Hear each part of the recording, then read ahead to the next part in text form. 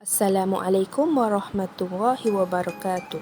Kami dari kumpulan Terry Fitrio akan membentangkan tugasan 1, iaitu penggubalan instrumen penaksiran alternatif. Ahli kumpulan saya terdiri daripada 3 orang, iaitu Nur Fitrina Hamdia binti Abdul Latif, Sharifah Syazwana binti Syed Muhammad Zahidi dan saya Nur Syahidah binti Nazri. Dalam pembentangan ini, kami akan membentangkan 7 perkara, iaitu mata pelajaran, tajuk, hasil pembelajaran, arahan penaksiran alternatif, rubrik, contoh hasil penaksiran alternatif dan juga rujukan. Mata pelajaran yang kami pilih adalah Sains Rumah Tangga tingkatan 4. Tajuk pula adalah daripada bab 3, pakaian dan jahitan, iaitu ciri-ciri fabrik gentian asli dan fabrik gentian buatan.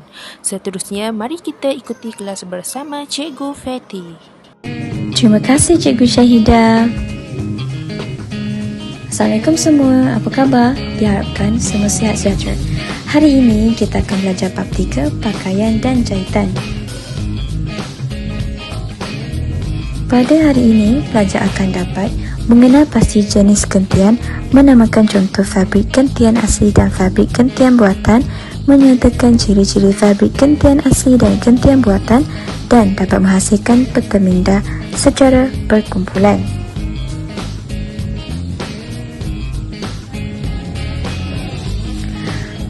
Tugasan ini merupakan tugasan berkumpulan. Teknik tugasan hari ini hampir sama dengan pembelajaran kooperatif teknik galeri walk. Baiklah semua, untuk aktiviti pada hari ini, pelajar akan dibahagikan kepada 4 kumpulan. Setiap kumpulan perlu menghasilkan peta minda yang sesuai dengan ciri-ciri fabrik gentian asli dan gentian buatan. Seterusnya, pelajar akan diberikan masa selama 5 minit untuk berbincang dan 20 minit diberikan untuk menghasilkan peta minda. Setiap kumpulan perlu menampal peta minda mereka di sudut kelas. Setiap kumpulan perlu bergerak dari satu peta minda ke satu peta minda yang lain sehingga berhenti pada peta minda yang pertama. Pelajar perlu memberikan markah kepada rakan kumpulan yang lain. Hal ini dipanggil sebagai penaksiran rakan sebaya. Dalam penghasilan peta minda tersebut, pelajar perlu menekankan aspek berikut. Pertama, peta minda yang telah dipersembahkan dengan baik dan dalam bentuk tulisan yang kemas. Kedua, maklumat yang ditulis mudah difahami dan struktur yang teratur. Ketiga, penggunaan gambar atau simbol yang mudah difahami dan berkaitan dengan tajuk. Keempat, penggunaan warna yang dimasukkan menunjukkan kesemua sambungan peta minda. Yang kelima, teknik penghasilan peta minda yang inovatif dan kreatif. Keenam, style peta minda yang berbeza digunakan. Ketujuh, pemahaman yang mendalam mengenai tajuk ini yang ditunjukkan dalam peta minda. Sekian dari saya serahkan kepada rakan saya. Terima kasih. Terima kasih Cikgu Fitrina. Baiklah, saya Sharifah Syazwana akan meneruskan pembentangan bahagian rubrik. Bagi rubrik penaksiran alternatif, kami memilih rubrik analitik. Dalam rubrik analitik terdapat 7 kriteria dan 3 tahap prestasi yang akan dinilai dalam penaksiran alternatif ini. Bagi tahap prestasi tidak memuaskan, pelajar akan mendapat 1 markah, manakala bagi tahap prestasi sederhana, pelajar akan mendapat 2 markah. Dan akhir sekali, tahap prestasi yang cemerlang, pelajar akan mendapat 3 markah. Jadi, jumlah keseluruhan bagi penilaian penaksiran alternatif ini ialah sebanyak 21 markah. Seterusnya, kita akan melihat satu persatu kriteria yang dinilai bagi penaksiran alternatif berasaskan projek. Bagi kriteria pertama yang dinilai ialah dari aspek kekemasan. Tahap prestasi yang tidak memuaskan ialah pelajar menghasilkan peta minda yang kurang bermaklumat dan bentuk tulisan sangat tidak kemas. Manakala tahap prestasi yang sederhana, peta minda kurang dipersembahkan dengan baik dan bentuk tulisan tidak kemas. Dan akhir sekali, tahap prestasi yang cemerlang, peta minda yang telah dipersembahkan dengan baik dan bentuk tulisan sangat kemas. Seterusnya, Bagi kriteria kedua dinilai dari aspek persembahan struktur. Tahap prestasi yang tidak memuaskan ialah maklumat susah untuk difahami. Struktur peta minda tidak teratur iaitu tajuk tidak ditulis, garisan tidak disambungkan kepada isi sampingan. Manakala tahap prestasi yang sederhana iaitu maklumat susah untuk difahami, struktur peta minda tidak teratur iaitu tajuk tidak ditulis di tengah-tengah, garisan tidak disambungkan kepada isi sampingan. Dan akhir sekali, tahap prestasi yang cemerlang, maklumat yang ditulis mudah difahami.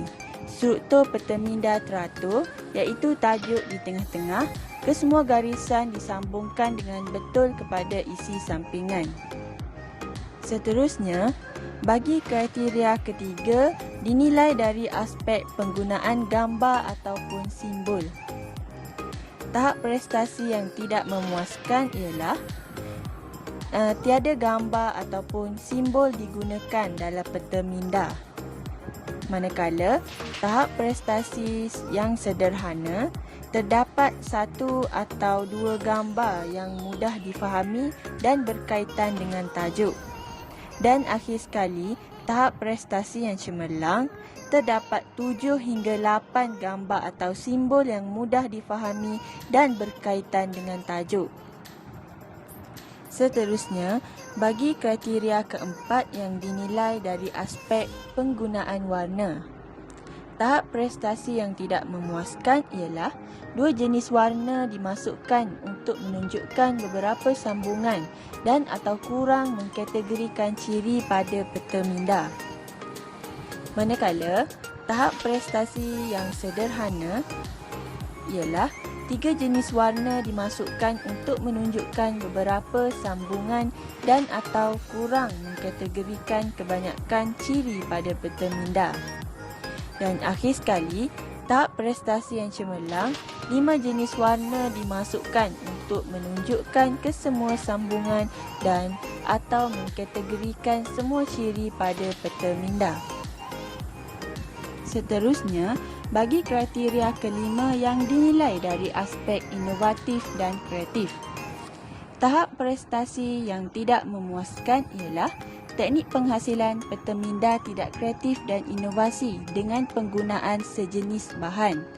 Manakala, tahap prestasi yang sederhana ialah teknik penghasilan peta minda kurang kreatif dan inovasi dengan penggunaan dua jenis bahan. Dan akhir sekali, tahap prestasi yang cemerlang ialah teknik penghasilan peta minda sangat kreatif dan inovasi dengan penggunaan 4 jenis bahan. Seterusnya, bagi kriteria keenam yang dinilai dari aspek style peta minda. Tahap prestasi yang tidak memuaskan ialah hanya terdapat satu jenis peta minda item yang digunakan. Manakala, tahap prestasi yang sederhana terdapat 3 bentuk peta minda item yang berbeza digunakan.